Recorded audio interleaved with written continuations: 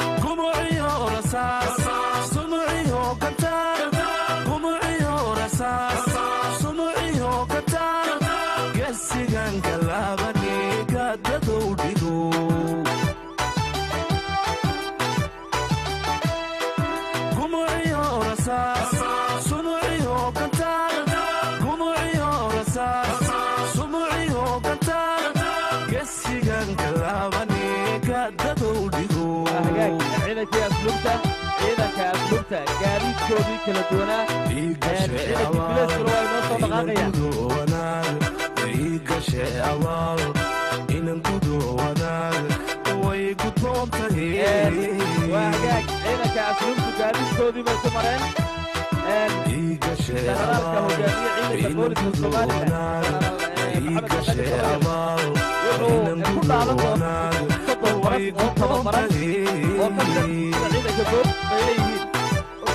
فرضوه هي هاي تكنيكال موضوع على الطريق هواية الصومالي الصومالي كلية عينك فردولي ده مرة كوبلي ده لو انت عينك بدي قاعد تكالي عينك فردولي ده يبليس الصومالي لا هيا حتى إذا مصطفى له ولا توب لقوا يريد فرق هيا لدي أما بقول عند لقوا يريد فرق هيا لدي واللي ما يستعلا عينك بليس برصا وحاول تبدأ انت العالم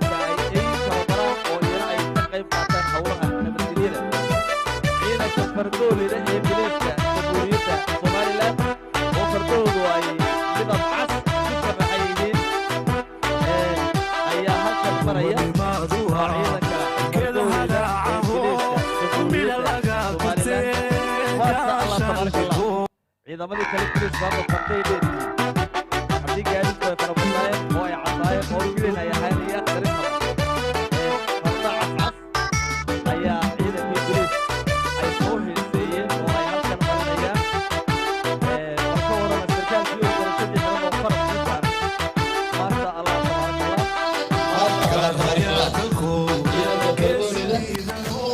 ciidanka fardoolida ee ingiriiska jamhuuriyadda Soomaaliland mudane madaxweyne fardoolida iyo xukuumadda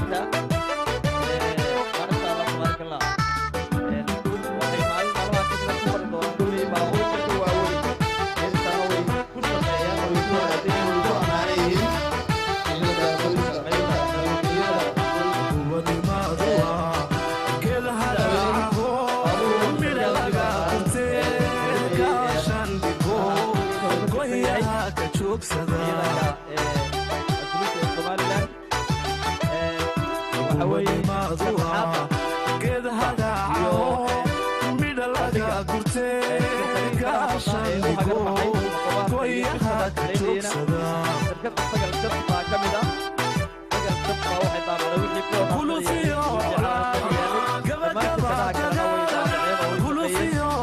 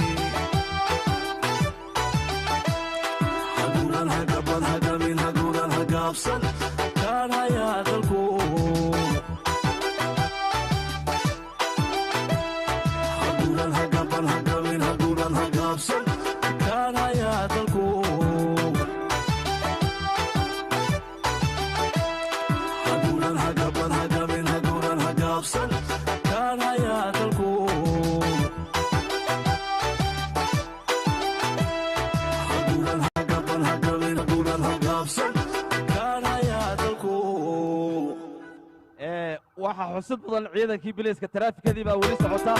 الله وضح على السبب الحويني محمد حاج جمال عقال قدرتي وحكمتها هذه هبكا أتقعنها وإريدي هي الحكي عدكي الفنان كريم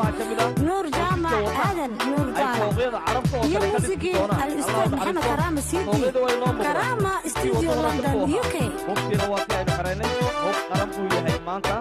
ورقي صوت سيد جمهورية الصومال الآن هل كان يسوق فيه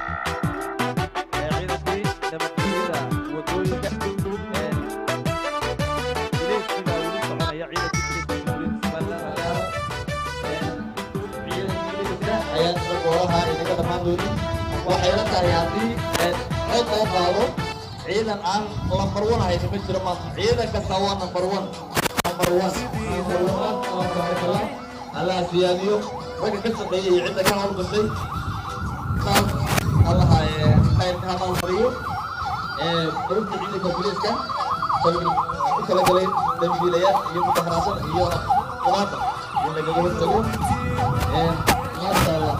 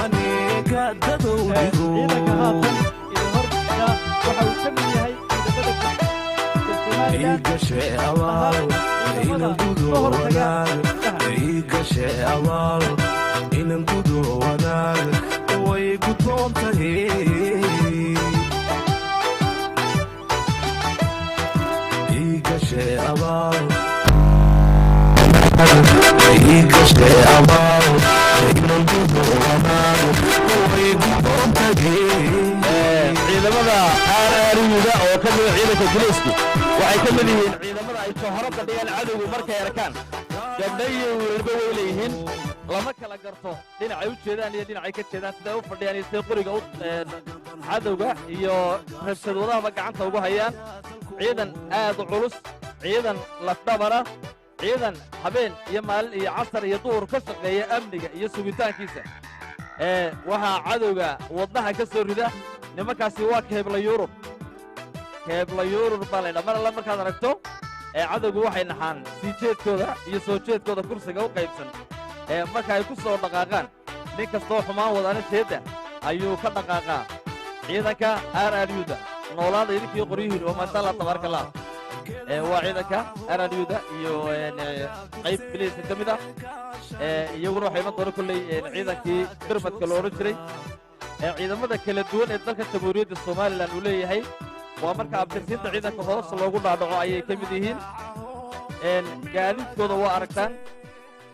waa ciidanka gurmadka ما شاء الله ما شاء الله الله يدي بركيه الله يدي بركيه ولي فريق مقدة وحي كسو مقدان الله يميل فوق إذا كانوا أمام بيستاهلان قليل ما يستاهلان ايدين ما يستاهلان عد ما يسكحلان عد ما يوحي لك عن عد كسو أوترا وعد عيدك وحل انتي ورق نفسه هريالة ورق هيغن وطلك يددك يعيدو دا يدفعو دا qof kasta oo dambiilihi wuu og yahay in ama kulay la xirayo ama maxkamad la geynayo ama sharciga la hor keenayo marka cabasho dambiile iyadu meel ma gaadho laakiin waxa weeye ciidan amaan iyo sharaf isaga iyo madaxdiisuba ay huwan yihiin ciidan ku gaashaaman gaadiid loogu talagalay in ay meel walba jeexi karaan oo ay mari karaan ciidan dalka gees ilaa gees bintu koraqla iyo loo yacdo iska gudbi kara oo gaari kara ciidan soo jeebayn kara cid kasta oo nabadgelyo daro iyo rabshad iyo qas intaba abuuri karta allah idin barakeeyo maasha allah madaxweynuhu waa idinka qaaday salaadiina baabuurta dushooda insha allah waa ku mahadsantiin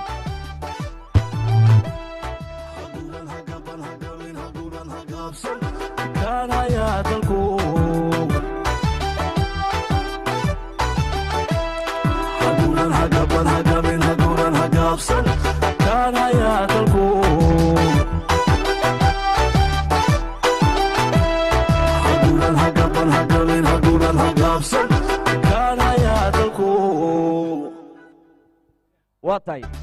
ciidanka RRUda iyo birmadka waa ciidan aan dhagax gaari karin dil dhagax lagu turayo wax la mid ah toona ma sha Allah tabarakallah ciidan u diyaara beeskooda ay wada sheegi kari maayo ciidanka yani sidii kobraha ay qaarada iyo labisayn waa ciidan aad iyo aad u dhisan oo u qurux badan oo u bilicsan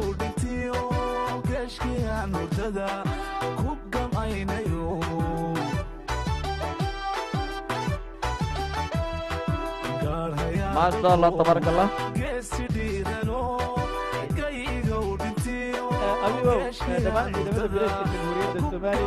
iyagoo nabadgelyada ka mas-uula ilaahay ka tagtow nabadgelyada qaranka jamhuuriyadda somaliland magaalooyinka gudahooda ama dalka gudihiisa haddii ay ciidamada bilayska ee caadiga yihiin haddii ay yihiin ciidamada birmadka haddii ay yihiin ciidamada RRUda dhammaantoodba ciidamada iyo gaadiidkooda iyo ciidankooda iyo saraakiishooda ilaa tanag waa ciidan kaalin muhiima ugu jira qarankani jamhuuriyadda somalilan magaalooyinkeenna maanta waynu ognahay nabadgelyada taamkee ka jirta shacbiga somalilan waxa uu ka mid yahay ciidankani ciidamada la saaxiib ah shacbiga weeyaan ciidankani waa ciidan loo baahan yahay maadaama nabadgelyada gudaha si xoog uga shaqeeyaan cadowga gudaha ay hayaan kuwa shadaha wada ay ka ilaaliyaan kuwa qaraanqalka wada ay ilaaliyaan kuwa beenta iyo kudirka keena ay ka ilaaliyaan in shacbiga jamhuuriyadda somalilan ee magaalooyinka ku nooli ay la shaqeeyaan guud ahaanba ciidankaasi hadday yihiin ciidanka CSI-da iyo haddii ay yihiin ciidamada kale ee bilayska jamhuuriyadda ciidamada bilayska jamhuuriyadda somalilan ka sokow qoriga ay nabadgelyada ku ilaaliyaan ka sokow qalinka ay nabadgelyada ku ilaaliyaan ka sokow cilmiga ay nabadgelyada ku ilaaliyaan haddana kama maqna haddii loo baahdo ciidamada tiknikada bilayska jamhuuriyadda somalilan oo iyaguna doorkooda ka qaata haddiiba loo baahdo in tikniko laga qayb galo haddii cadow yimaado ilaahay inaguma keenee hase ahaatee waxaa la qirayaa in aanu cadow soo hawaysan karin dalka gudihiisa iyo dibaddiisaba waxaanu leenahay ciidamada kala duwan ee qaranka somalilan ciidamada qalabka sida ee jamhuuriyadda somalilan oo guud ahaanba ciidamada qalabka sida laysku yidhaahdo haddii ay bilays yihiin iyo haddii ay yihiin ciidan qaran iyo haddii ay yihiin ciidan debdebis iyo haddii ay yihiin ciidan socdaal iyo haddii ay yihiin ciidan asluubeed iyo haddii ay yihiin ciidanka baddaba dhammaantood waxaa la isku yidhahdaa ciidamada qalabka sida ee jamhuuriyadda somalilan ilaaha awoodda leh waxaynu ka baryanaa in qarankani somalilan oo ku socda awoodaha ilaahay inuu ku galo qaranka jamhuuriyadda somalilan hadday ciidan tahay iyo haddii ay hoggaan tahay iyo haddii ay shaqaalo tahay iyo haddii ay dhammaanba shacbiga somalilan dalkasay joogaanba tahay horumarka qarankani uu tiigsanayo ictiraafka qarankani uu ka doonayo caalamka ictiraafkii ilaahay baynu haysannaa ka caalamkana insha allahu bismi illaahi alkariim waynu heli doonaa beesha caalamka ayaynu ka mid noqon doonaa maanta waxaynu ku leenahay beesha caalamka saaxiibbo aad u tiro badan saaxiibbo dhow baynu ku leenahay maanta caalamku indhahoodu waxay soo eegayaan halkan socdaalkii ugu dambeeyey ee madaxweynaha jamhuuriyadda soomaaliya iyo wafdiga ballaaran ee uu hoggaaminayaa ay ku tegeen waddanka maraykanku waxay oo ka ah awoodda ugu weyn xuduudaha caalamkan maamula casuumaddii ay u fidiyeen madaxweynaha jamhuuriyadda somalilan waxay inatusaysaa sida qarankani caalamka ugu soo jeedo sida qarankani ictiraafkiisa ugu soo dhowaaday wasiirka arrimaha dibadda jamhuuriyadda somalilan oo ka horreeyey madaxweynaha jamhuuriyadda somalilan waxa uu tegey waddanka taiwan waxa uu ka mid yahay waddamada aynu heshiiska dhow leenahay waddanka taiwan waxa uu ka mid yahay waddamada wasaaradda caafimaadka jamhuuriyadda somalilan maanta xidhiirka lale waddanka taiwan waxa uu ka mid yahay waddamada sida xoogga ay looga caawiyey covid-19kii waddanka taiwan waxa uu ka mid yahay waddamadii gurmadkii abaaraha ka soo qayb qaatay xanuunka goortagiisa ka soo qayb qaatay waddanka taiwan maanta waxa uu ka mid yahay waddanka caalamka ee sideedoo kale hase ahaatay isagu dhinacyo fara badan ayuu ka horumaray dhinacyo fara badan buu inaga caawinayaa wasaaraddeena waxbarashada jamhuuriyadda somalilan dhinacyo fara badan ayuu ka caawiyey arday ayaa haatan tagtay waddankaas taiwan oo waxay noo soo barayaan dalal kale oo caalamka ka mid ayaa sidaas la mid ah waddanka etoobiya ayaa ka mid ah oo ciidan fara badan inoo soo tababaray dalal kale oo iyaguna si soo dhowaanay ayaa jira waddanka kenya ayaa ka mid ah maanta waxaa ku sugan halkan wufuud ka socota waddanka etoobiya oo madaxweyne ku-xigeenka islaamka soomaalidu hogaaminayo waddanka jamhuuriyadda jabuuti oo iyaguna saaxiib aynu la nahay waddanka uganda oo iyaguna saaxiib dhow aynu la noqonnay waddanka USA ama maraykanka united arab imaaraat ama isaga imaaraadka carabta safaaradaha jooga waxaa ka mid ah waddanka etoobiya jabuuti taiwan united arab imaaraat kenya iyo dalal kale oo iyaguna ina soo hambalyeynaya waxaan tiisananaa horumar aynu kula kaan qaado beesha maanta waddankeenu u maraya heerkii ugu wanaagsanaa maanta waddankeenu waxa uu maraya heer aynu ku faanno maanta waddankeenu waxa uu maraya heer aynu ku damaashaadno damaashaadkii ugu sareeyey insha allahu bismillaahi kariim allaha awoodana waxaynu ka baryanaa in maydeeda uu inagu gaadhsiiyo bashbashyo barwaaqo meedeeda uu inagu gaadhsiiyo ixtifaaf buuxa maydeeda inagu gaadhsiiyo horumar buuxa maydeeda inagu gaadhsiiyo daarahaasuu abiib ka sheekaynayey maxamed xaaji gaal maalintii waxbaan ka duubayey cabdi idris ducaale allaha u naxariisto afhayeenka madaxtooyada ahaa laan la shaqayn jiray wariyaha madaxtooyada u qaabilsanaa baan ahaa waxa uu madaxweynuhu fagaaraha khayriyada ka yidhi allaha u naxariistee 10 sannadood inaan noolaan doono iyo in kale ma ogiye u malayn maayo inaan noolaan dooneen daara dhaadheer ayaa hargeysa lagu arki doono maanta daarihii dhaadheeraa ayaynu maranaa bismillaahi kariim daarahaa si dhaadheerna way sii socon doonaan waddooyinka caasimad iyo gobollada iyo socon doonaan ayaa igu jirtaa insha allahu bismillaahi kariim ilaahay waxaan allahayna barbar qabo waa ciidamadii kala duwanaa baa weli maraya ciidankii bilayska ayaa waxaanuba rag fara badan oo dalkan soo gashaday haddii kale laga yimaado madaxweynaha somalilan mudane muuse biixi cabdi iyo wasiirka arrimaha gudaha maxamed kaahin axmed haddii aynu dareenkooda weyddiinno waxaan hubaa oo calooshaydu og tahay in ay ilma ka iman lahayd maanta halka aynu taagannahay iyo maalmaha qaarkood meel ay taagnaayeen iyo hal ay soo mareen rag fara badan baa la soo maray rag fara badan baa dhintay rag fara badan baa nool rag fara badan baa da'a rag fara badan baa jiifa laakiin nasiibka ayaa ku simay ilaahay idankii cimriga allah u dheereeyey caafimaadkaba koob iyo soddonguurada la soo noqoshada madaxbannaanida somalilan waxay dheer tahay kuwii hore waa heerkii ugu sarreeyey ee lagu xuso maalinka maanta ilaahay waxaynu ka baryaynaa inuu mandarkiisa inoo furo oo roobab lagu qabowsado ku nasto oo la cabo oo ku maydho uu ilaahay ummaddiisa siiyo dad iyo dunyada abaaruhu way jiraan gurmadku wuu socdaa koofidkii iyo wixii adduunyada ka jira way jiraan kuwaana waynu ka alla baryaynaa oo ilaahay idankii waxaynu leenahay sidaa aynu wada jirka ugu soconno ilaahay haynaga dulqaado booydihii iyagu ciidanka bilayska oo malaha xagga aw barqadihii biyaha ka soo qaaday oo maqnaa way sananka bilaysku hadda wuxuu nagu soo fasaxay ciidanka booliska maasha allah tabaaraka allah mudane madaxweyne booydo xawaaro sare ku socdaa ku salaamaya baabuur la mid oo bilaysku leeyahay ayaa ku salaamaysa waxaa inoo dambeeya ciidamada militariga gaadiidkoodii oo aynu sugi doonaa haddii allaha awoodda laynoo oggolaado maydan iyo meeye kale ilaahay dalka oo nabada iyo dadka oo nabada ha inagu gaadhsiiyo cadowga somalilan waxyeelladiisa ugu weyne waxay tahay maanta indhahoodu waxa ay arkayaan indhaha cadowgu waxa ay arkayaan nimanka ciidanka ah ee habeen iyo maalin inoo xidhxidhan inoo shiraban inoo diyaarkaa aan nuuxsanaynin waxa weeye deeqaha ilaahay dalkan uu siiyey mudane madaxweyne waxaa soo diyaaray insha allah qaybaha dambe ee xafladda oo aan weli naga dhammaanin ciidamadii quruxda badnaa ee loo hagar baxay ee dhaqaalaha yar ee dalkani uu leeyahay lagu dhisay ee lagu maalgeliyey ee aad arkayseen sidii caalamka in ay u dhisnaayeen waxaan bal hadda isaga loo aad iiga yar oo carruura ayaa weydiin doonaa bal maanta waxay ka dareemaysa somalilan iyo dareenkeedu siduu yahay gabadh weliyaah oo actifa laakiin aan sidan oo kale arag maanta xusku uu ku yahay wax ku cusba sagalay xabiib waad mahadsantahay waa run waa 18 bay ugu horreeyeen stageka ka soo tabiyo musax hore u sheegay farxadday guud ahaan waxay farxad u tahay dhallinyarada 19 ka dambeysay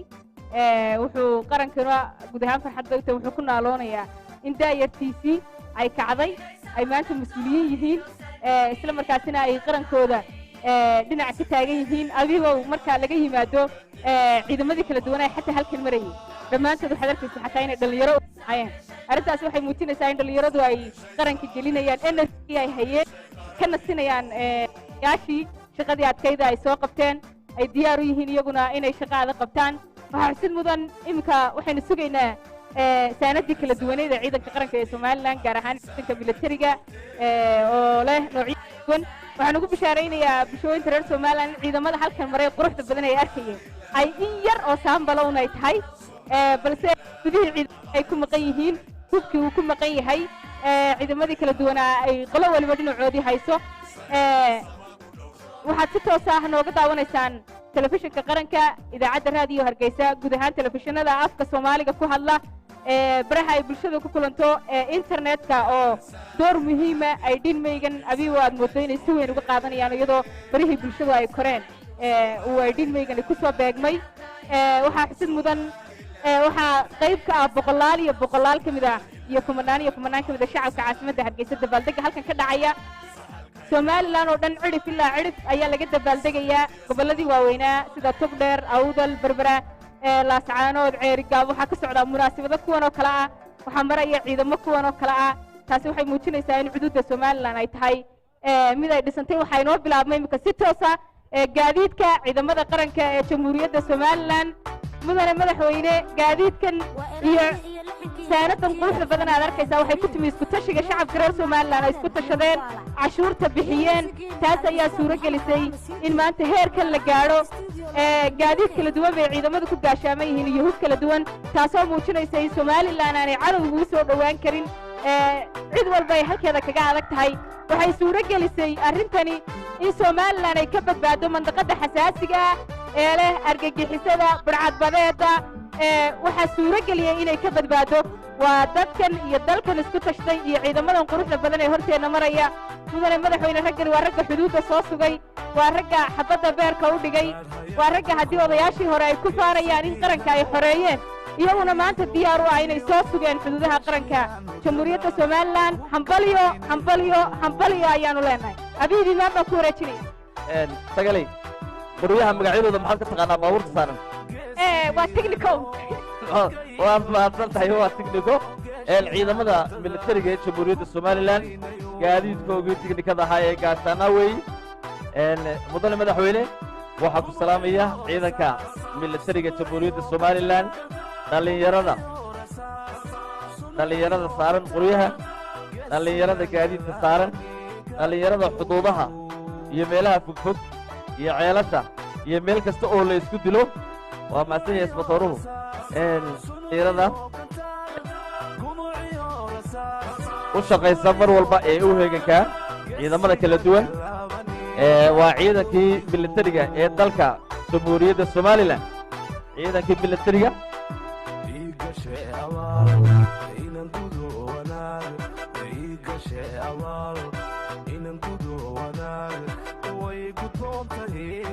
ciidanka militariga kooda gaashaaman ayaa halkan weli mudane madaxweyne salaanta waxaa cusub mudan 18 May iyo xuskan agaasimaha guud ee madaxtooyada ninka maxamed cali bile lagu magacaabo qaybta shaxsaxda ayuu dawladda u qaabilsanaa wuxuu ahaa ninka suuro geliyey hayriyadii ugu qurux badnayd ee aynu aragno iyo meelo fara badan ammaan buu ku mudan yahay waa dadka soo shaqeeyey guddida qabanqaabadu ammaan bay ku mudan yihiin waay waa beebeegii militariga ciidanka militariga ciidankii tiknikada ayaa socda waxaa ka muuqata horumar ballaaran oo ciidamada qaranka jamhuuriyadda somalilan sanadba sanadka ka dambeeya ay sii gaadhayaan waxaa haatan salaanta bixinaya madaxweynaha siinaya ciidamada tiknikada gaar ahaana ciidanka beebeeyada guuxaasi iyo higtaasi dhawaaqaasi haddii dadku ay maqlayaan hawada inagala daawanaya ama reediyoga inagala socdaa ama shabakadaha kale inagala socdaaba ama tiifiyada inagala socdaa guuxyadan waa ciidanka tiknikada oo qaybo kala duwan ka kooban gaadiidkaasi tiknikada oo cadow kasta oo dalkan is idhaahda nabadgelyo darro ku keen aanay ku keeni karin u jilibdhiga had iyo habeenba u soo jeeda dalkooda hooyo xuduudaha suga madaafiicda goobta ayaa halkani maraya ay jiidayso baabuur cusub oo jiidaysa waxaa muuqata in ciidamada qaranka jamhuuriyadda somalilan ay si weyn u jamhuuriyadda somalilan ay si weyn u dhistay dhammaanba ciidamada kala duwan ee qaranka jamhuuriyadda somalilan guud ahaan iyo gaar ahaanba ciidamada qalabka sida ama ciidamada militariga ama ciidamada qaranka jamhuuriyadda somalilan oo had iyo habeenba heegan u ah ilaalinta dalkooda hooyo ka ilaalinta dalkooda hooyo cadow dibadeed oo see weerara u diyaara mar kasta in ay dalkooda gudihiisa xitaa haddii looga baahdo ay mar kasta heegan u yihiin ilaahay ciidamadeenna qaranka jamhuuriyadda soomaaliya kuwo sanadba sanad ka sii dambeeya hore uga sii mara cimriga iyo caafimaadkaba allaha u siyaadiyo ciidamada qaranka somalilan iyo ciidamada qalabka jamhuuriyadda somalilan horumar ballaadhan baanu higsanaynaa horumar ballaadhan baynu rajaynaynaa dalal fara badan oo caalamka ayaa maanta inagu soo xidhmay dalal fara badan oo taakulaynteena iyo tabarteenna in kasta oo aynu innagu isku tashannay oo taag iyo tamarba wixii aynu lahayn aynu isu geynay xukuumadda jamhuuriyadda somalilan ee uu garwadeenka ka yahay madaxweynaha jamhuuriyadda somalilan fikir iyo caqli wanaagsan ay la yimaadeen oo ay doonayaan inay dalka ku horumariyaan oo ay doonayaan in dalkan dadkooda ay ku abaabulaan isku tashi ayaa la keenay isku tashigaasina waxa uu keenay in dhammaanba dhinacyada kala duwan aynu ka horumarno iyo ciidamada qaranka somalilan oo wakhtigan xaadirka ah carabkayga aan ku hayo cunahaygana aan soo marinayo codkayga aan ku muujinayo ciidamada qaranka jamhuuriyadda somalilan ama ciidamada qalabka jamhuuriyadda somalilan doorka ay ugu jiraan sharafta iyo karaamada ay ka mudan yihiin shacbiga somalilan iyo mar kasta shacbiga somalilan sida ay u qiimaynayaan iyo dabaaldegani sida ay ilaa xalay toole ugu soo baxayeen dadka qaar baaba seexanba waa hagaag aad iyo aad ayuu mahadsan yahay maxamed xuseen cali mudane madaxweyne ciidamada qaranka ee somalilan gaar ahaana militariga ee halkan kaa salaamaya iyaga iyo gaadiidkooda noocyadooda kala duwani waa ciidan muddadii aad talada dalka hoggaaminaysay runtii aad tacab badan gelisay ciidamada kala duwan ee qalabka sida waxaanay maanta markhaati cad ay u yihiin ciidamadaasi kala duwan hadday noqon lahayd milatariga booliiska asluubta ilaalada xeebaha immigreshonka iyo ciidamada kale ee qarankani leeyahay muddadaasi ina tacab badan gelisay hadday noqon lahayd tiradooda dhisitaankooda iyo weliba hubkooda kala duwan ee ay ku gaashaaman yihiin mudane madaxweyne ciidamada hortaada maraya ee u diyaarkaa inay ku salaamaan waxa ay qaranka u qaabilsan yihiin sida adiguba aad og tahay iyo shacabka somalilanba difaacidda qaranka gaar ahaanna xuduudaha kala duwan ee dalku leeyahay marka looga baahdo gudaha waddankana mar kasta ciidankani diyaar bay u yihiin taliyaashii kala duwanaa ee tan iyo wakhtigii qaranka somalilan uu gobonnimadiisa kala soo noqday soomaaliya sannadkii kii 18 mey taliyaashaasi midba meel ayuu soo gaadhsiiyey halka ay maanta tagan yihiinna waxaan insha allah rajaynayna inay ka sii socon doonaan horumarkooda ciidankani mudane madaxweyne waxa ay hadh iyo habeen ay heegan ugu jiraan oo ay naftooda iyo maatidoodii iyo guryahoodii iyo carruurahoodiiba ay uga tegeen oo ay xuduudaha waddanka u degeen oo ay halkaa u joogaan sidii ay qarankooda ay u difaaci lahaayeen ugana ilaalin lahaayeen cid kasta oo isku dayda in ay waxyeelayso mudane madaxweyne ciidanka milatariga ee jamhuuriyadda somalilan waxa uu ka mid yahay ciidamada farakutiriska ah ee qarankani leeyahay ee hadh iyo habeen heeganka ugu jira inay ilaaliyaan cadowga ka ilaaliyaan somalilan axmed sakow madaafiicdii goobta ee kala duwaneed ayaa ina weyda socda ciidanka tiknikada gaar ahaana ciidamada bmka qaybihiisa kala duwan bmku waxaweyaan tiknikada ugu culus baa la dhahda bmku qaarkood 21 baa ka dhaca qaarkood 12 baa ka dhaca qaarkood 40 baa ka dhaca qaar kaloo qaarkood waxaa ka dhaca qaar doox baa ka dhaca ciidankaasi ayaa haatan ciidamadii kale ayaa iyaguna ciidamada milatariga jamhuuriyadda somalilan taliyaashii soo maray allah u naxariisto xasan yunis abane xasan cali abubakar oo isagu waa nool yahay cismaan cawad allah u naxariisto waa dhintay ismaaciil shaqalle cabdisamed xaaji cabdilaahi nuux taani maxamed xasan cabdilaahi sif rag fara badan oo caynkaasa midba maalin buu soo qabanayey nuux taani waa ninka ugu muddada dheer oo ciidanka dhowr jeer ku soo noqnoqday maxamed xuseen anigu shici baan ahay qoryihii inoo hormarayey maalin maalmaha ka mid a anigoo la socdo madaxweynaha oo wasiirka arrimaha gudaha ayaan maqlay mid la ridayo deeta odayaashii reer miyigaaba waxay dhaheen warbaalkii nebi lahaa halkan ka dhacayey halkaasaan ka gaadhay oo shici baan ahaa laakiin maanta xabadda waan garan karayey laakiin maasha allah nuux taani iyo ciidamadiisa milatarigana waynu habalaynaynaa waxa weeye dal iyo dadba juhdi fara badan baa la geliyey aad iyo aadna waxbaa loogu qabtay dhammaanba saraakiisha saraakiil xigeennada alufleyda iyo dableyda way ku ammaanan yihiin hawl kasta oo ay qabteen dalkan iyo dadkiisuna way u og yihiin waxaan mar kale 18 mey sanad guurada 11aad ee la soo noqoshada madax bannaanida somalilan aan ku hambalaynaynaa guud ahaanba shacbiga somalilan meel kasta oo ay ku sugan daafaha dunida oo ay kala soconayaan muuqaalada kala duwan ee telefishinada af soomaaliga inta wax qorta iyo inta wax live ku gasha dhammaantiin way inoo soconayaan markaa gabagabada qolyaha brotokoolka ayaana siin doona inta inoo hadhay iyo hawshu hal ay marayso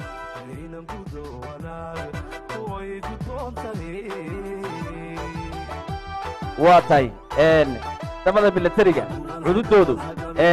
waxaad moodaysay dadka telefishinada daawado beryahan dambe ruushkii oo ukrain ku socdaad moodaysay siday ciidamadeenu inoo hormarayeen maasha allah tabaaraka allah way soo socdeen weli inagamay dhammaan ciidamadii qaranka jamhuuriyadda somalilan tiknikadii ugu cuslayd ayaa aynu sugaynaa oo soo mari doonta halkan waddooyinka waa laga bixi doonaa hareeraha waa laga durki doonaa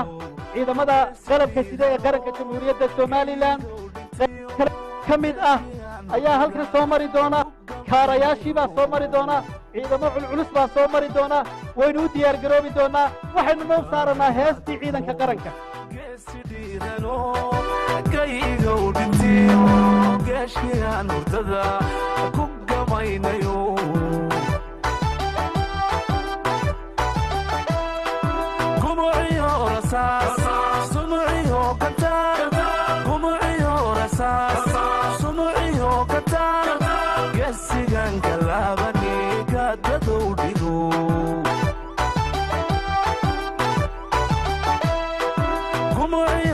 rasaas sunuciyo kantaal gumuciyo rasaas sunuciyo kantaal gesigan kalaabane ka dadow dhigo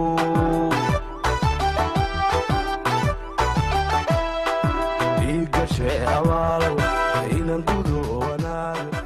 igashe abaal waa markii ugu horraysay ee ciidamo tiradaasi leeg ay ka qayb qaataan xuska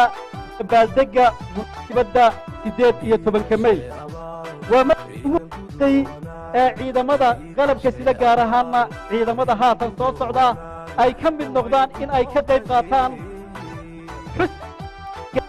sanaduurada 31aad ee la soo noqda madax bannaanida jamhuuriyadda Somaliland taasina waxay ku tusaysaa halka ay awooddeennu maanta gaadhsiisannahay iyo horumarka ballaadhan ee difaaca dalka ciidamada loogu talagalay gudayo dibadba maanta halka wanaagsan aynu ka maranno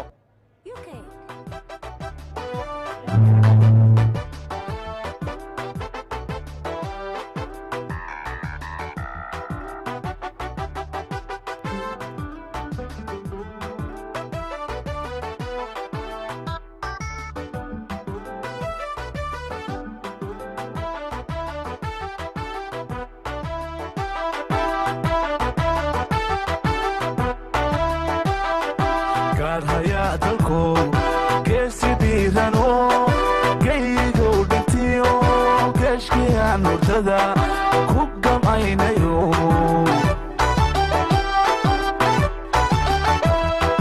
gaalhayaa dalko geesi dhiirano gayigow dhintiyo geeshkiyaan hurdada ku gamaynayo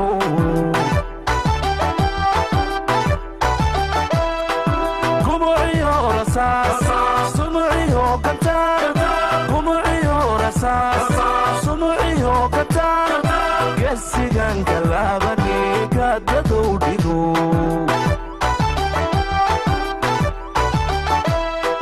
gumuciyo rasaas sunuciyo kantaar gumuciyo rasaas sunuciyo kantaar gesigan kalaabane ka dadow dhigo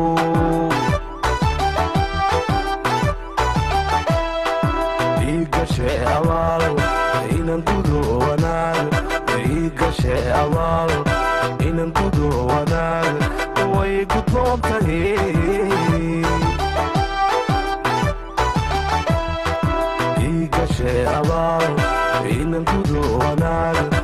igashe abaal inan gudo wanaag way gudboon tahay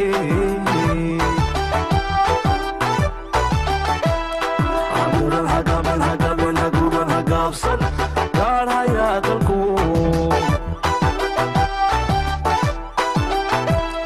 haburan hagaban hagamin haguban hagaabsan gaadhayaa dalku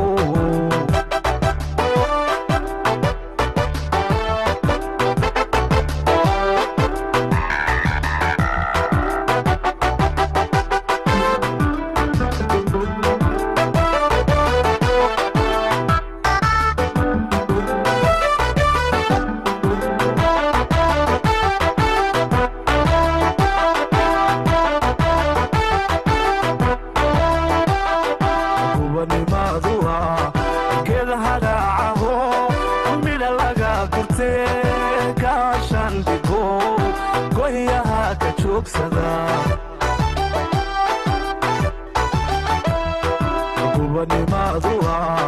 geed hagaacaho midha laga gurte gaashan dhigo goyaha ka joogsada gulufiyo colaad gabagaba dagaal gulufiyo colaad waa hagaag ciidamadii kala duwanaa ee dalka Somaliland intaasay ku dhammaadeen kelmaddii madaxweynaha jamhuuriyadda Somaliland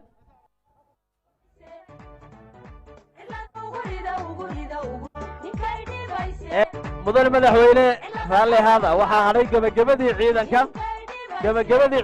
shacbigii baa daawashadii iyo u sacabtunkii naga xidhay waxoogaa gebagabadii waad mahadsan tahay gabagabadii ciidanka qaranka ayaynu eegi doonaa insha allah kadib waxaa kelmaddii munaasibadda odhan doona madaxweynaha jamhuuriyadda somalilan mudane muuse biixi cabdi 31 sannadood oo ku wareegay la soo noqoshadii madax bannaanida jamhuuriyadda somalilan gabagabadii ciidanka ayaa soo maraya kelmadda madaxweynaha oo dal iyo dibad lagala socon doono gudo iyo dibadda waayey kelmadda madaxweynaha ayaynu sugi doonaa insha allah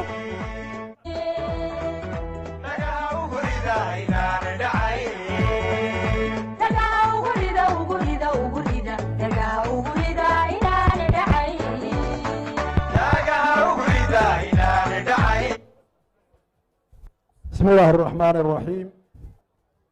السلام عليكم ورحمة الله وبركاته مدحدا صدحدا قول قرن قورتدا وكيلدا iyo garsoorka madaxweyne ku-xigeenadii hore xubnaha wasiirada xubnaha baarlamaanka taliyaasha ciidamada qaranka wufuudda ka kala socoto dalalka aynu jaarka nahay ee nagala soo qayb gashay dalka jabuuti iyo dowlad deegaanka soomaalida etoobiya diblomaasiyiinta nagala soo qayb galay ee ka tirsan dowladaha aynu saaxiibka nahay madaxda xisbiyada qoran marta sharafta dhan ee goobtan fadhida shacabka somalilan gudo iyo daba meel kastoo ay joogaan assalaamu calaykum waraxmat ullaahi wabarakaatu salaan kadib maanta sanad guurada 11aad aynu u dabaaldegayno iyada oo aynu in badan fadhinay saacado badan anoo korxaadsanayo oo soo koobaya haddii aan ka dul maro taariikhdeeda waa laga wada dheregsan yahay xorriyadda markii aynu qaadanay bishii 26 juun 1 juulaay markii labada dal la isku daray ee ay midoobeen waxay la tahay ciidamadii weli qaar baa hadhay waa mahadsanti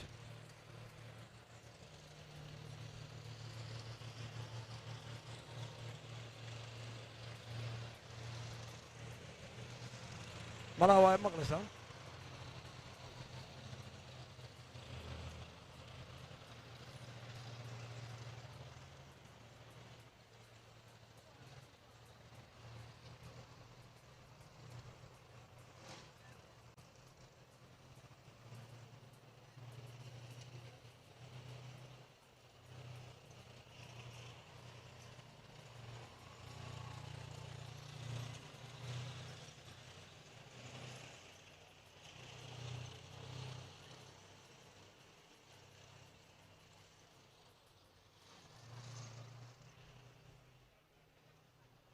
waa mahadsantiin bismi illahi raxmaan raxiim la yaab ma laha la yaabi maayo haddayna hakiyeen waayo waxaa lagu yidhi dhallinyaradii iyo shicirkii baa hor taagnaa ku dhegdhegayey qolada ruushka ee baalaha dagaalka taqaana waxay dhaha waa go-aamiyaha dagaalka taangigu cid waliba waa ka adag yahay markaa hadduu ina hakiyo u dul qaadanayna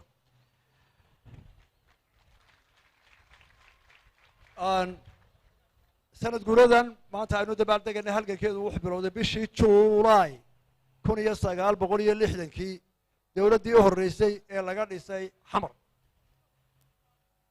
innaga oo doonayna dhammaan soomaali haddii la ahaa soomaali weyn 5 soomaalida isu yimaada iyada oo somalilan ugu horreysay dalkii cashantii calanka qaatay shuruud la'aan iyo iyadoon gorgortan badan gelin maalin laba haddii ay xorriyadda qaatay 27kii baarlamaankeedu wuxuu go'aamiyey in shuruud la'aan la doono 5tii soomaaliyeed oo inagu aynu u horgalno oo aynaa shuruud ku xidhina midnimada aynu bilowno sidii baa lagu tegey khilaafkii halkaa ka dhacay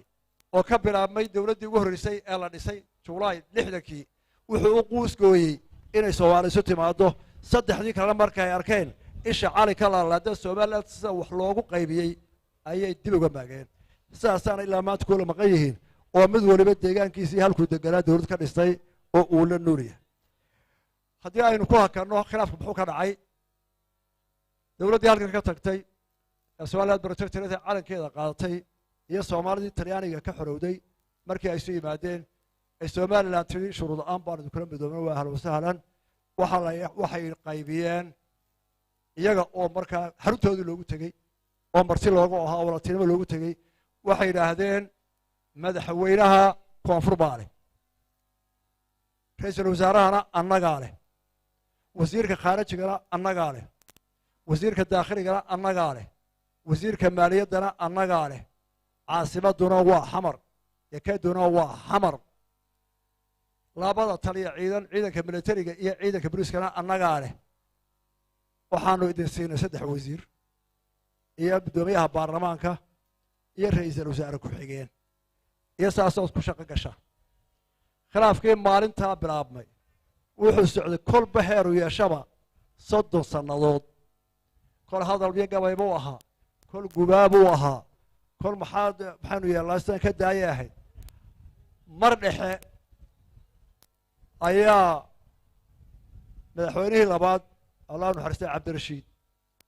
iyo raggii la talinaya la yidhi aynu siino prime ministerka somaliland allah naxariistay cigaal baa la magacaabay 6 bilood markuu joogana 20 jir baa loo diray uu cimrigiisa intay badan ka dhamaystay wasiirkii khaarijiga ugu horreeyey 2 ayay ahaayeen somaliland oo laga magacaabay madaxmed yuusuf caalo ahaa markuu yar hayay jeel buu ku dambeeyey 10 sano ah kii ku xigana cumar cartu ahaayoo dil baa lagu xukumay oo intii daba joog waxba tixi maayo dhibaatooyinka siyaasiga ee keenay in la iskhilaafo waxay socotaba wuxuu tegay nac iyo colaad iyo dagaal dhiig badan ku daato iyo burbur ay dowladdii somaliland ugu dambeysay ee militariga ahayd ninkii ka talinayay uu ku amro waa in la muslimiyaa oo la xaqaa daaraha iyo berkadaha iyo ceelasha xataa dadka nool waxay gaadhay in lagu shido iyaga oo nool ceela lagu rido lagu gubo waa haysaan taariikhda ka dhacday kal sheekh oo kale dad shicibooyinta la soo ururiyey boqolaal ah oo lagu daadiyey meel dooxa oo laaga iyaga oo nool iska rigo in dhagaxa lagu duldaadiyey kamay dhaceen caalamka walaaladee waxay noo qureen dowladii kala dambeeyey dadkan loo quuray hase yeeshee markii dagaalkii dhammaaday ee somaliland xoraysay dalkeedii wixii u horreysay ee dhawaaq ka soo baxay snm iyo odayaashii somaliland ay sidii waxay ahayd in la iscafiyo oo wixii dhacay aan dib loo eegin oon calolxumo laga qaadin ee la walaaloobo kumanaan ciidamo ah oo koonfur ah oo fara badan oo kuwii dhegta dhiiga dadka u darayay ah ayaa la yidhi yaan la taabanin ee hal la nabadgeliyo allah u naxariistay ninkii hor socday ee arrintaa u yimid colonel caarru ah general caarre ayuu ahaa iyagoo nabad qaban dhammaantood burcuu ka saaro ilaa ay koonfur bukixiyey waayo waxaanu aragnay tasaamux iyo walaaltinimo wax ka badan oo ka wanaagsan inaan la helayn somaliland wax kastoo soo gaadhay iyadoo qaawan oo aqalada ay yaallaan dadkii waayeelka ahaa iyo kuwii socon kara laayay ee lagu laayay lafahoodii oo aan dadkii meydka suuqooda yaalla la aasin ayaa waxay ka bilowday inay nabadgelye ka doonto somaliland oo dhan jaarka oo dhanna nabadgelye gacantooda ugu fidiso burca la isugu yimid 17 oday oo erga ahaa oo ka socday dhammaan beelaha gobollada iyo degmooyinka somaliland oo suldaanna leh oo caaqila leh oo shuyuukh leh oo garaad leh ayaa halkaa isugu yimid iyo dad badan waxa la guddoomiyey 2 qodob inaan colaadii hore laga bogso xaladhale laga noqdo dhinac walba hadday gudaha somaliland tahay wax kala gaadhay iyo hadday tahay soomaali koonfureed iyo hadday cid walba tahay inaynu gacan nabadeed cil buufsano dagaal weynu ka soo daalnay walaaladeenna ka doonno iyo mar haddii ay duntay dowladdii loo midaysnaa ee 60kii la isugu tegey 30kaasna aan la mahadinin ay dagaal iyo colaad iyo nac inoo tartay in gobonnimada somaliland lagu soo celiyey 26kii juun ayay go'aamiyeen waxaana saxay 17 ah oday oo ahaa dadkii awoodda loo siiyey inay ka soo taliyaan ururka snm oo guddigiisii fulineed iyo golihiisii dhexe iyo guddoomiyihii oo markaa ahaa cabdiraxmaan axmed cali iyo xasan ciise ku-xigeen ahaa waxaa la yidhi ka soo taliya annagu hana odhanina jabhaddiiba iyadu waxay doonto qaadatay waa taariikhda markii ugu horreysay ee jabhad dhul qabsataa ay ku tidhaahdo dadkeeda iyo shicibkeeda soo taliya marti baanu idiin nahay waana ta aynu maanta ku dhisannay aynu halkaa ku gaadhnay go-aankii maalintaa la qaatay dhibaatooyinka ina soo gaadhay dhowr iyo 30kii sannadood aynu wada jirray waxaa ka mid ahaa labadii dagaal ee etoobiya lala galay culayskoodii naf iyo maal iyo burbur wuxuu ku dhacay somalilan waayo iyada dabxigeenka ahayd oo ugu soo dhoweyd gobollada dagaal ku dhacay hantida kaga burburtay dagaalada halkaa aynu fadhino maanta ee inaga soo horjeeda deg deg baa loogu dhisay crash xoog dadka somalilan in dhaawacii 77 in la dhigo oo boqolaal iyo kumanaan ah dhammaan dadka degan hargeysa ee meelaha dhow dumarkoodu halkaasoo bacday dhaawaca ugu marayeen cuntada u karinayeen markaasay diyaaraddu kursheen iyo dagaal ku dhacay laga soo gudub dhibaatooyinka 31 sannadood oo aynu kala maqnayn 91 ilaa maanta walaaladeen kamaynaan helin wax garowshiya kamaynaan helin garqaadasho waxa isku raacsan dhammaantood inaanu nahay gobol ka mid ah oo aan naga bixaan odhan karin xor baan aan sheegan karin kii horeeyay ee madaxnimo loo doortay carta lagu doortay hadda ka soo qaado ilaa ka shalay la doortay talada waa ka sameeyay waa yaab hal qodob baan u sheegayaa walaaladeen ninkii la odhan jiray wiilwaal waxaa laga hayaa oo malaha nin aad iyo aad dhibaatooyin dadka ugu hayay wadayo ragga walaal wuxuu ku dhaamo waaye haddaanu somaliland nahay haddaan ka mid ahay odayaasha somaliland maanta ugu da-weyn ugu waaya aragsan dagaaladii waxay soo maray annagu halkaasaanu taaganahay walaalayaalow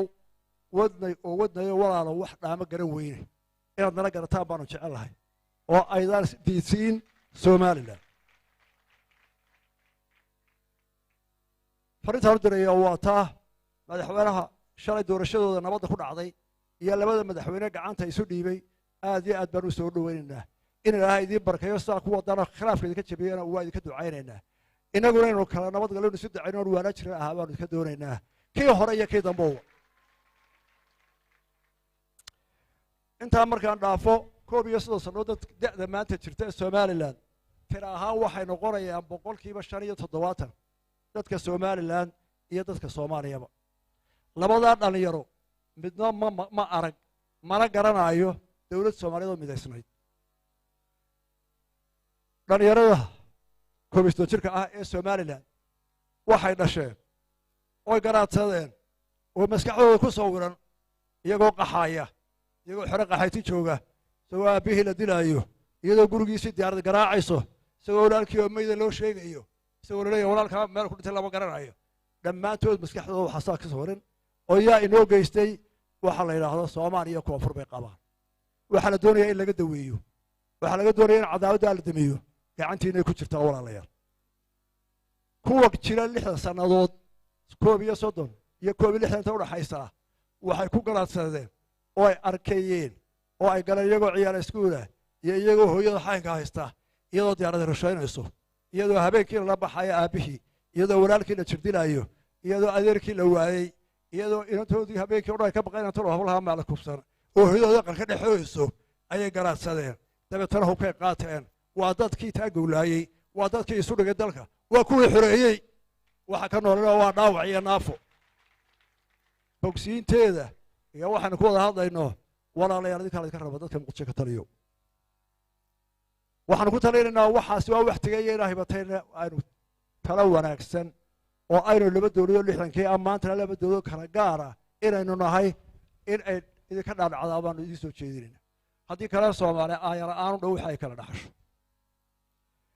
taa intaasaan ku dhaafayaa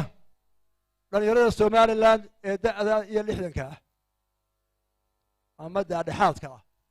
haddaan ka mid ahay inta somaliland ugu weyn uguna waaya aragsan oo laga yaabo inaanu nahay da'daydu 10% iyo in ka yar waxaan idiin soo jeedinayaa marka koowaad waa nasiib badantii mustaqbalkiinana wuu ifayaa waayo waxaa haysataan dalkiinii oo xora oo idinku aad ka talisaan oon cadow idinka talin oon cid idin soo faragelin taladiina idinku qabsan waxaad nasiib u hesheen inaad madaxweynaha fartiina ku beddeshaan oo baarlamaanka gacantiina ku beddeshaan oo dowladaha hoose ku beddeshaan waxaad nasiib u hesheen inaad heshaan miidiya iyo casri technology cusub oo adiga oo 15 jir intaad halkaa fadhiista ra'yigaaga aad cabiri karto oo din kastoo awoodda kula hadli karta caalamkana halkaa doonta aad ka gaari karto waxaad nasiib u hesheen saxaafad madax bannaan oo aad u madax bannaan oo halkaa joogto wixii jira ku soo gaarsiinayso waxaad nasiib u hesheen jaamacado iyo aqoon idinku timid guryihiinnii maxaa idinla gudboon mustaqbalkiinnu wuu ifayaa baan idhi waanan ku celinayaa waana runtayda waanan aaminsana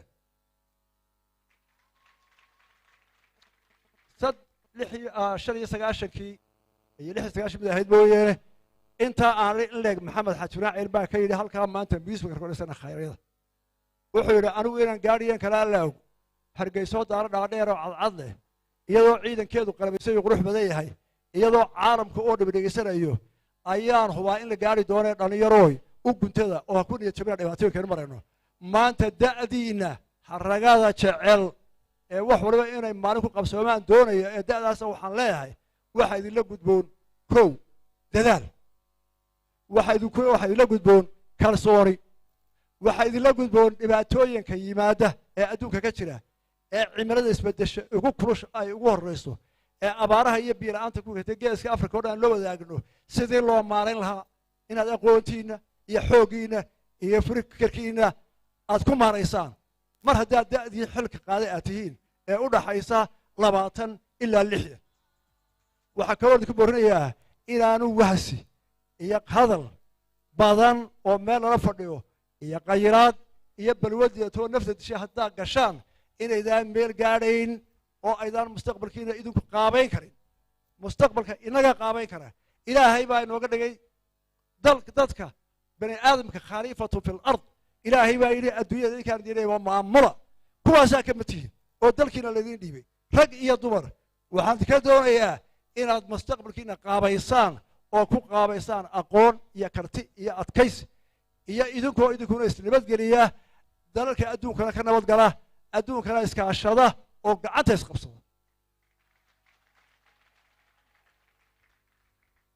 dhalinyarada intaa markaan idhaahdo odayaasha maxaa la gudboon odayaasha waxaa la gudboon dhalinyarada inay tubta wanaagsan ku hanuuniyaan hadduu odaygu markuu inanka habeen ku yimaada ama maalintii ay meelis ku yimaadaan balaayo ka sheekeeyo iyo beri waa layna laayey oo kolla uu dagaallo aan dhammaanayno ilaa iyo 100 sannadood ilaa daraawiish ilaa kuwii ka horreeyey ka sheekeeyey iyo qalbi xanuun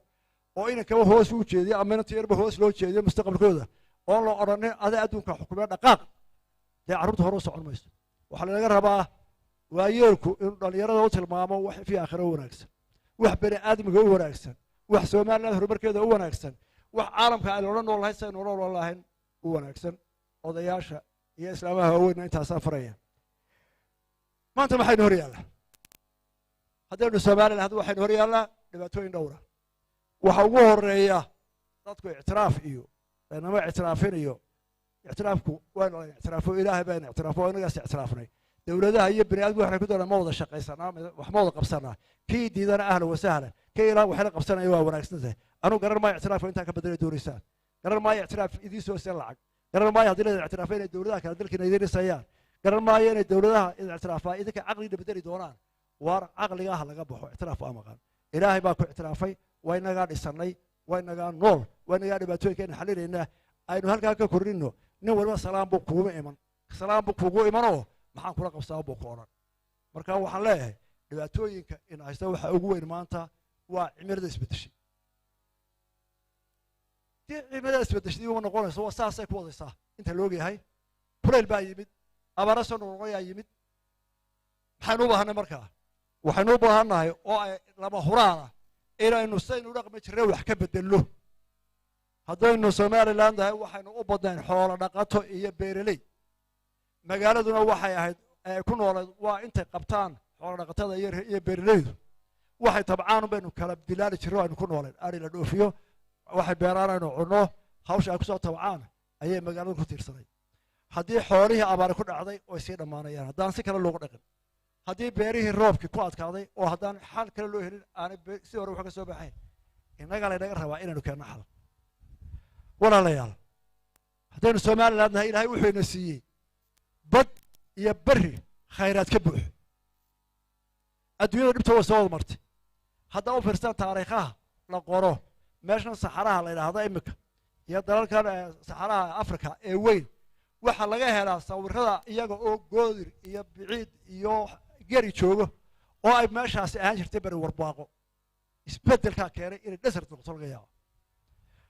inagana geeska africa oo dhanba waynu ka sibannahay waxa socda isbeddel cimilo oon cidina waxba ka qaban kara ilaahay mooyaane sidaa darteed waxaynu u baahan nahay noloshii reer miyiga ahayd ee xoolo la daba socdo iyo beer cirka loo eego roobma imanaya la yidhaahdo inaanaan ku sii noolaan karayn waxaynu u baahan nahay inaynu beddelno qaab nololeedkeennii oo uu dadkeenna aynu ku wada dagaal galno aqoon iyo maal iyo talaba inaynu somaliland inteeda badan ay qabatimaan xeebaha iyo khayraadka badda inay ku tirsadaan taasaa ilaahay barakeeyey adduunkuna iminka ku wada socdaa waanay buuxdaa waana inaga badan tahay walaalayaal ta labaad aynu kaga badbaadi karnaa waxa weeye hadduu ilaahay ina siiyey dhul maanta markhaati madoona oo aynu ka mid nahay u malayn maayo malaha dalalka jaarkeenna inuu jire anu maan maqale dal intuu nin buur fuulu aroortii iyo galabtii wareegeysta uu dahab ka hela butusheeda oo uu iibiyo oo bannaanka yaalla somaliland maan ugu kuubaa dalalkana xoogaan uma ihi laakiin maan maqal bal ka warraba dal adoo nool aroortii intaad dugayso buuraha ka mida maanta mid walba dahab laga raadinayo haba yaraado sanadkii 2018 gobolka sanaag buurtaa dahabka laga helo dahabkii laga qaaday ee dibadda loo saaray wuxuu ahaa 84 kiilo oo aan midna la baarbaarin ee dushu laga soo haray ninkii ilaahay isbigiisa la kulmiyey bal caloosheeda ka warraba waxaynu u baahanahay in dhulka macanta qodno xooggiina waynu haynaa caqligiina waynu haanaa maal badanunu ku bilowna waynu leyn haddaynu qaranka somaliland nahay adduunkuna waa diyaar inaynu caawiyo haddii aynu la nimaadno caqliga adduunka aynu isu afgaran lahayn oynu ka maal lahayn maxaa laynooga baahan yahay waxaa laynooga baahan yahay cidda maanayso ina imanaysa inaynu dhulka ku soo dhoweyno uu ina aamino uu carruurtiisa ku aamino uu maalkiisa ku aamino oo markuu wixiisa geliya macaashkiisa inuu la baxaayo uu ku aamino ayaa kow ka ah taa haddaynaan maskaxdeena ku beerin cidina aynoo iman mayso innaga gudaheennu waynu baadhan karnaa waynu la soo bixi karnaa in lacagna waa leenahay waxaynu u baahan nahay in markaa aynu waxaa qabsanno loo wada jeedsado ee aanay dadka qaarkeed noqonin geela waxaa jira marka lasoo dalka lasoo joojiyo geel baa jira isaga geeloo jiidha oo dalka jiidha oo dumiya oo halka ka idhaahdeen qolada geela dhaqdaa waa naftaadeen aanida hajabin waxaa jira dad markaa waxbaa la qabanayaa doonaya markaaba isagoo inuu hore ka dhergo oo waxba oo jiidho oo nooc walba leh aqoonyaha leh madax dhaqameed leh siyaasi leh oo markaaba hunguritobiyo jiidha waxaa la doonayo taana waa inaynu joojinaa labada taasi waa cimilada mawduuca kale in hor yaallaa waa shaqa la'aanta haddaynaa shaqada inagu abuurana cid inoo abuuri mayso maanta alxamdulilah somaliland maal ku filan oo warshada ku samaysan waynaad suuq xora oo xooggan oo shaqeeyey oo dadaalay oo adduun badan abuuray ayaynu leenahay kuwaa waxaa ku waajiba inay u baydhaan dhaqaalahooda fadhiya inay u wareejiyaan warshadeen iyo shaqeeyadka dhallinyaradana waxaa ku waajiba in aanay noqonin maanta aan shaqa taga gaadhay cadna aan iibsado gurina aan dhiso gabadha hore aan ka guursado isla maalin qura taasi adduunka kama dhacdo waad shaqayn meelasaad ka bilaabi kor baad u socon deetana halkiina aad gaarsi aad gaarsiinayeen daada idina disbriinkaasaa idinka rabaa ee nin dhallinyaro ah oo shaqo tegey oo doonaya maalintaa inuu ku dherarsado kaysaa ka sarreeya 10 sano shaqaynayay war dee adduunka kama dhacdee waa la soo dabagalaa waxaa inoogu dambeeyaynu hore ku maraynaa oo inoo mabda ah oo siyaasaddeena lagu bilaabay oo lagu unkay oo maantana aynu taagannahay inaynu bini aadmiga ilaahay abuuray cid kasta iyo meelkiisa joogaanba aynu nabadgelinno oonu nabadgelyo ka doonno oonu la dhaqanno oonu wax la qabsanno innagoo ka bilaabayna jaararkeena ka bilaabayna geeska aynu degannahay gobolka aynu degannahay iyo caalamka oo dhanba haddaynaan nabad ku shaqayn oo aynaan nabad caalamka ka dooninna waxaa laga yaabaa inaynu ku habsaano dagaaliyo wax la joogo ciidankii maanta halkaa marayay cadow aanu leenahay oo cid baanu ku duunaynaa oo aanu godob ka raadsanaynaa ma jirto kuwii waxna yeelana waa saamaxna iyagana walaaltinimo ka doonaynaa kuwa jaarka ayagana walaalnimo iskaashi baanu ka rabnaa waxaanu ilaahay mahadiya inuu ilaahayna siiyey maanta jaararkeenna nabad dalalka jaararkeenna marka laga reebo soomaaliya oo iyana isku wareersan innagana wareer nagu haysa taasina waa ilaahay mahadiye maanta nabad baynu jaararkeenna ku wada noolahay walaaltinimo iyo waxwada qabsi baynu ku wada noolahay waxaan ku soo gabagabeynayaa waxaan aad iyo aad ugu mahadnaqayaa wufuudda nagala soo qayb gashay ee ka timid dalalka jaarka ah kuwa